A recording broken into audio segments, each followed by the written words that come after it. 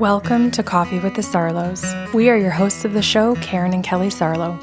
Whether you're struggling with grief or you just need answers, we connect you with spirit to find relief, clarity, and direction in life. We can help you move forward.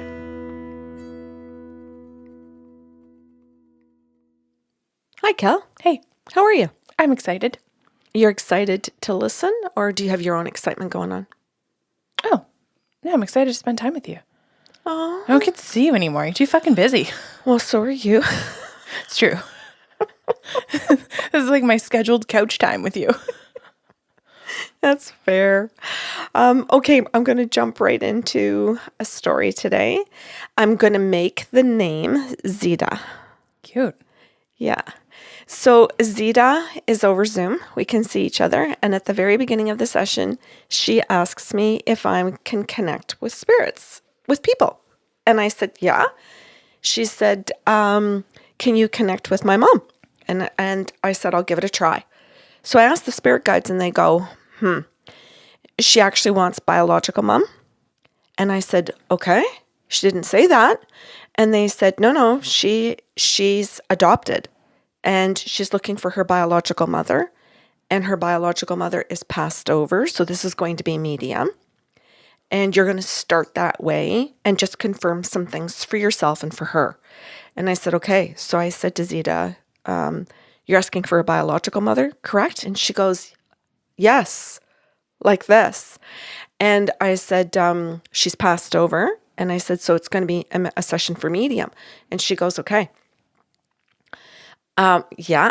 So then the guides came in and said, we're going to talk a little bit about her adoptive parents, just to start it, just to give her some validations, because she can validate everything about her adoptive parents. And I said, okay, go. So I just repeat to Zeda what the guides are saying.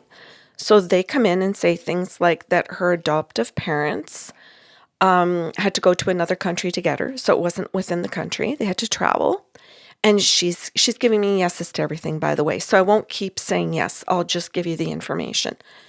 She has siblings, and she has a brother and a sister, and they're both adopted as well. That's confirmed. And then they decide that the guides decide we're going to talk about the mom and the dad's personality. Oh, Kelly, it was so sweet. It was so good. They talked about how they both really valued education, but not just strictly an education to get a job, but that they valued education in how to fix shit. They valued an education in how to cook shit, how to be able to communicate with each other. They looked at every aspect of life as a need to be educated in some way, including types of humor or different types of religion. Like they just had such an incredibly wonderful way of seeing things. And one of the best parts of both parents was their ability to find humor and playfulness in all of these things. Her parents, age appropriate, introduced humor and wit to the children and teach them the kindness of wit. As opposed to sometimes the anger, the verbal abuse involved in other aspects of humor. So it's like, no. And this is something that's very specific about her parents and the relationships in the family is that you are allowed to use humor, but it can never be to verbally abuse another person. And so then that, of course, entails that you have to know what abusing another person means, which is really, really incredible.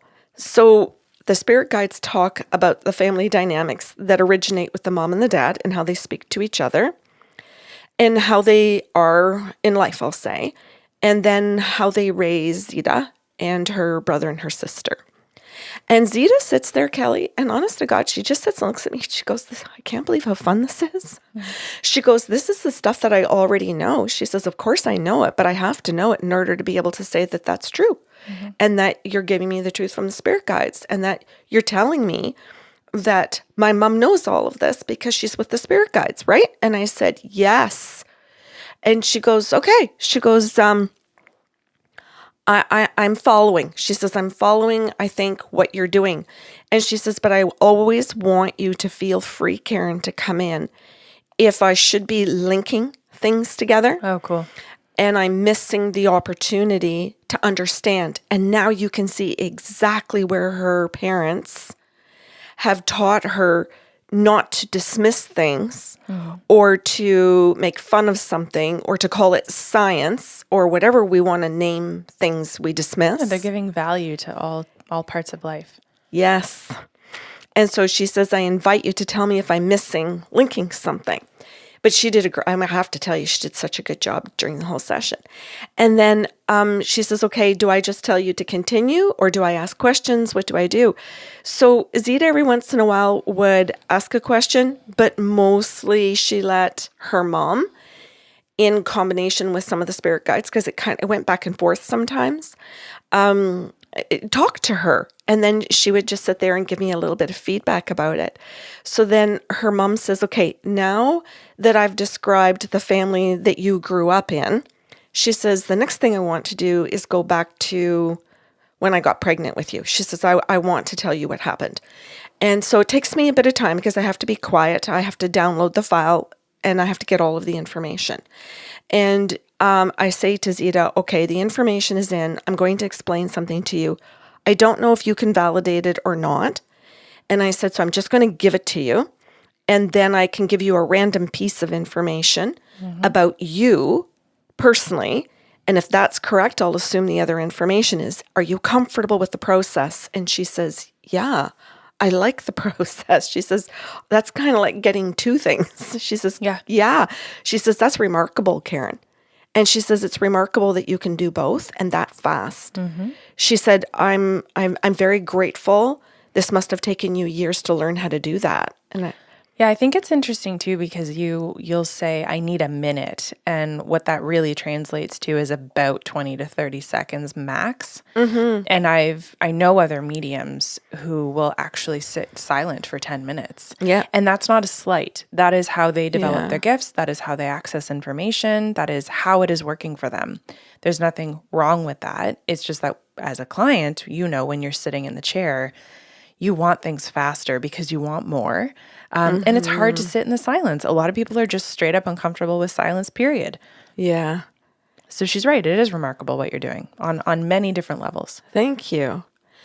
So then I downloaded that and I said, okay, I said, your mom's describing that she was about 20 years old when she found out she was pregnant with you. She had a boyfriend, but this was not serious, she said, not a serious boyfriend. Or not long enough to be considered that they were going to get married, that kind of thing. And she says she tells her boyfriend she's pregnant, and I just see him leaving. And Zida asked about her biological father, and this session wasn't focused on him. So I said to her, I'm sorry. I said, I don't have a lot of answers about him. He just literally seems to have left, like not just in her life, but this session as well. And it seems that the session is supposed to be about you and your mother. And she goes, She goes, this is really funny. She goes, I had a conversation with my mom and dad last night and my brother and sister about this session with you today. And they asked me a whole bunch of questions about what the session purpose was. And they asked me point blank if it was to connect with my father or not. And she said, guess what the answer was? And I said, oh, you go ahead, you tell me. And she goes, it was to connect to my mom. And she goes, this is super cool to hear that my dad is just respecting me. Yeah, it's not an absence of rejection. It's not an absence of withholding. It's you have a mission. I'll step aside. You get your needs fulfilled. Exactly. Yeah. So then her mom said, okay, so your dad walked out and I was 20 with no partner. And to say more about it, no finances. She said, and I wasn't in school. I basically had like a part-time job and I was living with my parents. And she said, so I had no financial means or to see a future to care for you.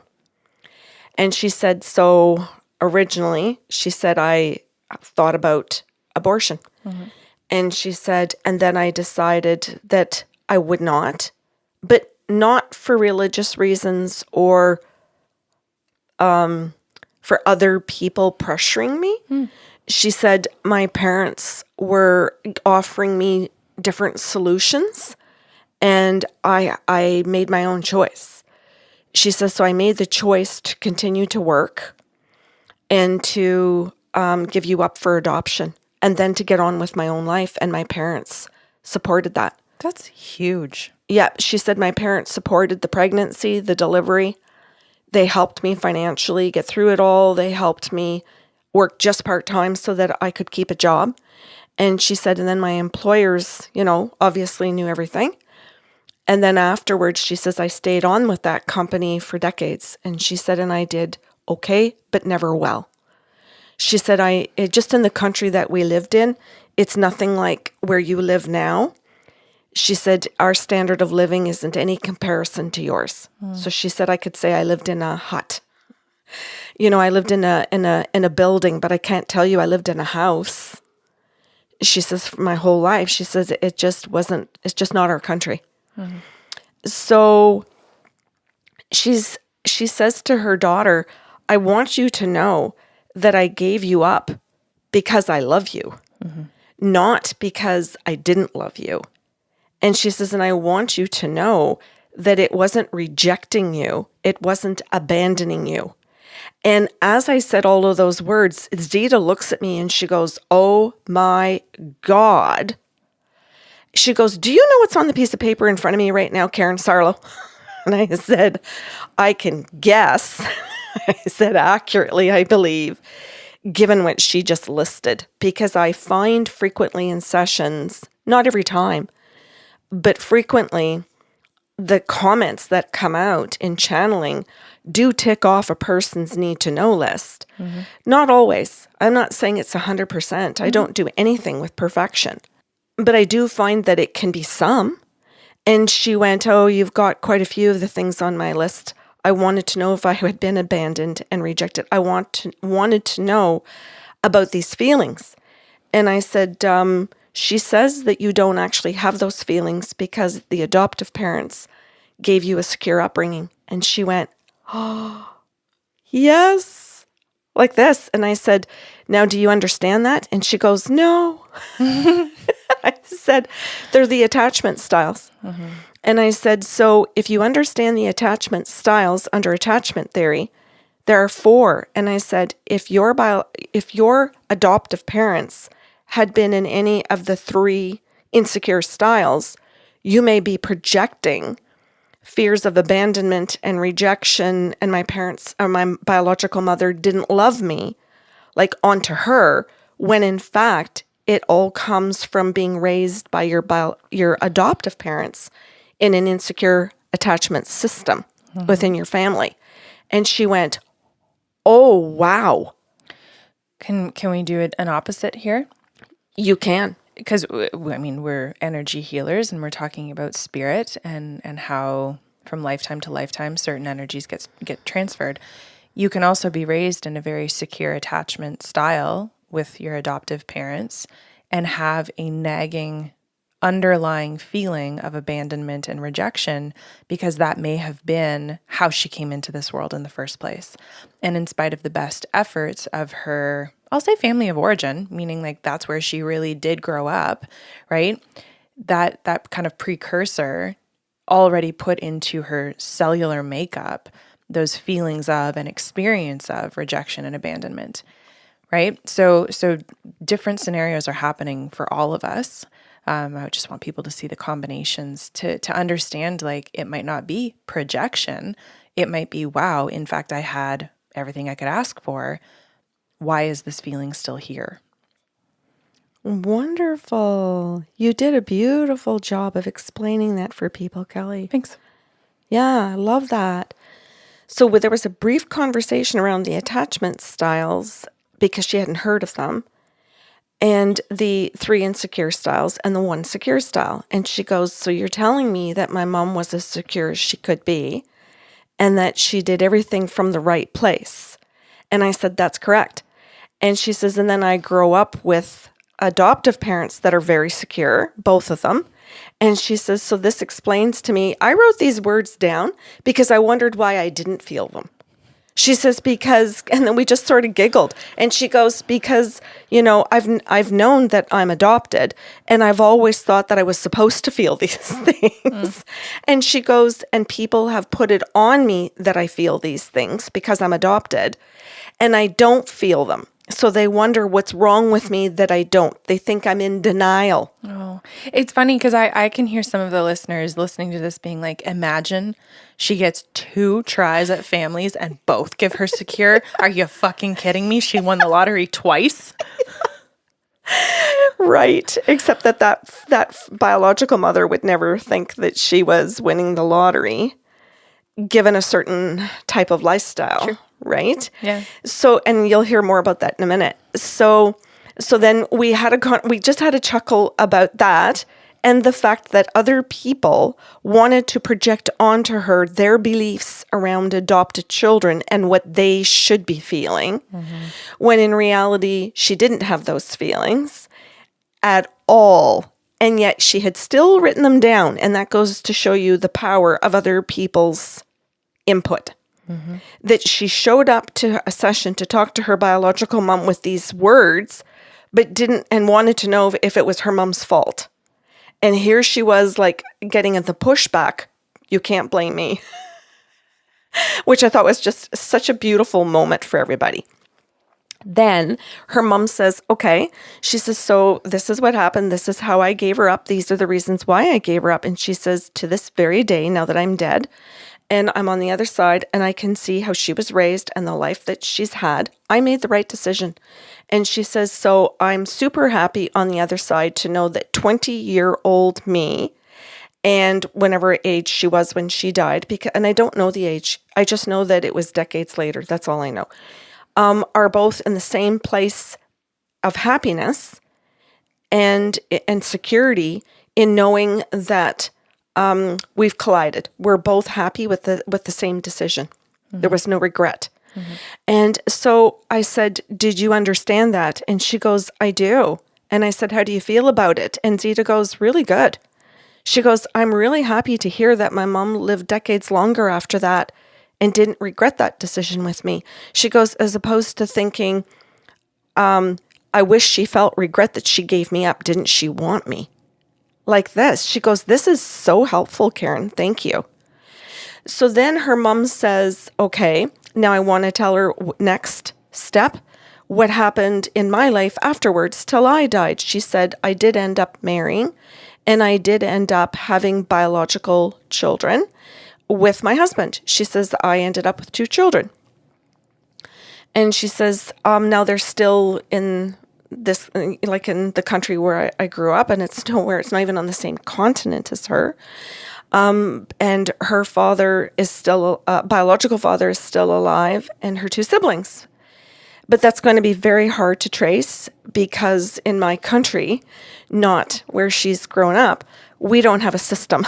There's no system like this. It was handing over a baby to somebody.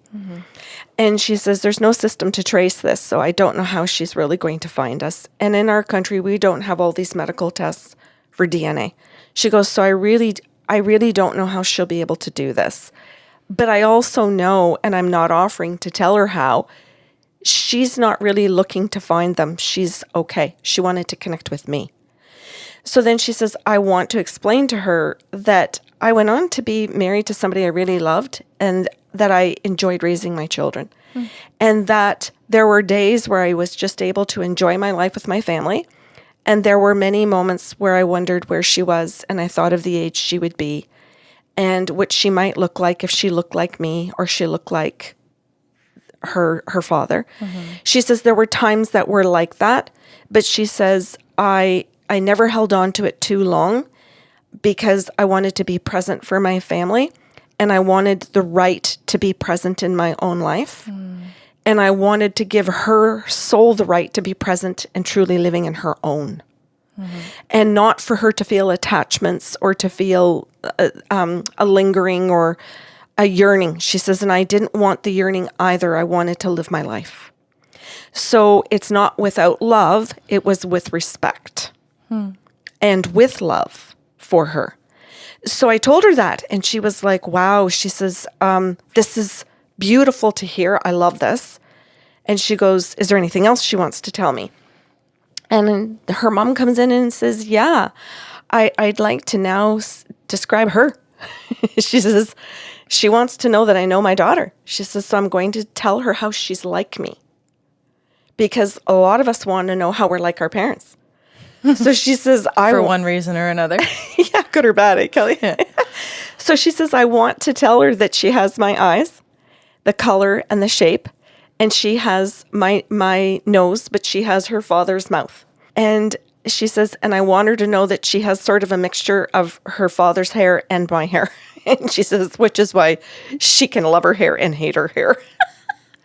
She goes, because it does different things in different days and in different kinds of weather. It could go from curly to straight. Mm-hmm. She goes, I'm the one with the curly wavy hair, and my boyfriend was the one with the straight hair.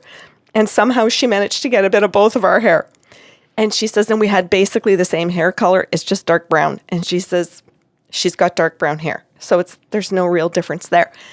She says, but in personality, she says, I had a boyfriend for just a couple of months, so I can only describe her father a little bit in personality. But she says, I can certainly tell her where she's like me. So she starts to say where she's like her in little mannerisms, Kelly, and in some of the ways that her adoptive mother, this is really, really cool, the way her adoptive mother behaves. And the way that her adoptive mom and father raised them is similar to the way that she and her husband raised their children, with virtues, with morals, with like these beautiful values. So you can see an overlap, or the biological mom does, between all three of the children because of the types of parents they are. Mm-hmm. And so she says, I can describe your personality easily because it's very similar to your siblings, actually. And the way your parents have raised you is very similar to the way that you would have been raised had you been with me, which I thought was an incredible thing to also learn. And she says, so I can describe that to her and her personality in that way. But she says, one of the key things I want to say is that I'm incredibly gifted in terms of art. And she says she has the same ability. She says in art. When I told Zida that, she was like, oh my God. She goes, so all my art is my mother? Are you kidding me? She goes, just a minute, Karen. Just a minute, Karen. And all of a sudden, my client is up and jumping out of the chair and she's gone. She's gone out of the Zoom range, right? And I hear commotion. I hear banging things. I hear all kinds of stuff going on in the background. She comes running back, Kelly, and she's got artwork done where she has sketched herself. But as far as I can see, she looks, the person she has sketched looks more like her biological mother with some changes. So she's trying to do a self-portrait, and she goes, does she look like this? Does she look like this? Does she look like this, Karen? And I look at it and I said, oh, bring it closer. And I'm looking at it. And I said, it looks like you, but it looks more like her. And she goes, I've often wondered when I was doing my self-portraits why I would keep changing my mouth. Oh, right. She has the mouth like her dad. Yes. So she went and found intuitively her mom's mouth. I love this fucking story. Yeah. So she goes, I struggled with the mouth and I would paint mine and then I would paint like another mouth. And she goes, so wait a minute. She goes, are you telling me? And I said, yeah. I said, the mouth is your mother's mouth. And she goes, oh my God. So she was painting her father's mouth, which is her mouth. Mm-hmm. Isn't that cool? Mm-hmm. And here she was getting the validation by talking to a medium who's looking at her mother and talking to her, and who also happens to love sketching and art. Mm-hmm. Right? Like, I so appreciated that. So anyhow, that brought us to the end of her session. And then at the end of it, she just said to me, I freaking loved this session. Mm-hmm. She said, if you weren't booked for 2 years out, she says, I'd book again. She says, I just know that I can't get in now for 2 years. But she says, you know what, Karen, I think I'm going to go on and book anyway.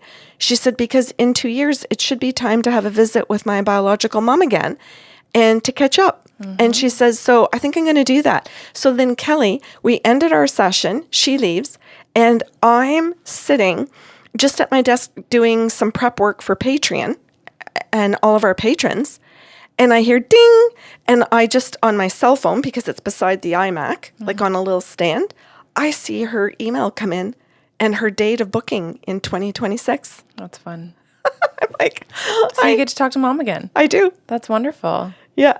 It's funny. I know this isn't the focus of the story, but it's just like you see those bookings come in and you're like, oh, I'm going to enjoy that hour. Yes. I get to sit back down with a healthy attachment style. Yeah. With a mom who's just excited to love her kid. Yeah. And I'm tickled pink. I feel so honored. I feel so freaking honored to be able to give a biological mom who's died the ability to talk to her alive daughter. Mm-hmm. Like, and like both ways. Yep. And that I'm just the third person to relay the conversation between the two of them to create that connection. Yeah, I think this is really neat. And I just want to say this. I'm not bringing this up as a plug, though I guess it works as one. This is why you take such great care of your health. Yes. Because, and I know a lot of people have asked, like, what do you do? How do you take such good care of yourself? How do you still have energy every day for 6 hours of channeling? You are so acutely aware of the fact that you are the host of these conversations. It's the same as opening the door and saying to this daughter and this mother, come in, sit at my table to have tea together. If you closed your door and said, sorry, I drank last night. Sorry, I, ate a bunch of sugar and don't feel great. Sorry, I don't feel up to it. I didn't, I worked out too hard and I didn't take care of my neck muscles. I've got a migraine. You shut all these conversations down when you're not taking care of your health because you're literally the facilitator. Yeah. So I point this out because as a daughter, I'm very grateful you take care of you because that means you're here for my life. That's my selfish happiness. For the clients who now get to understand that you take impeccable care of yourself because you know that if you don't show up for your job, it means they have to wait longer for a conversation. That's right. You don't take that lightly. I don't. It's not fun canceling a session and saying I'm sick. It's not fun saying I'm sorry, I can't see you today. I have to go to the chiropractors. Right? Like That's right. Health is the number one priority so that you can facilitate all these beautiful connections. That's right.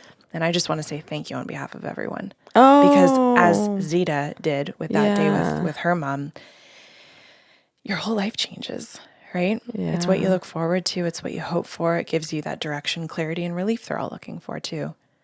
Thank you for listening to Coffee with the Sarlos. If you enjoyed the show today, please be sure to subscribe on your podcast platform and leave a review. New shows will air every other Saturday.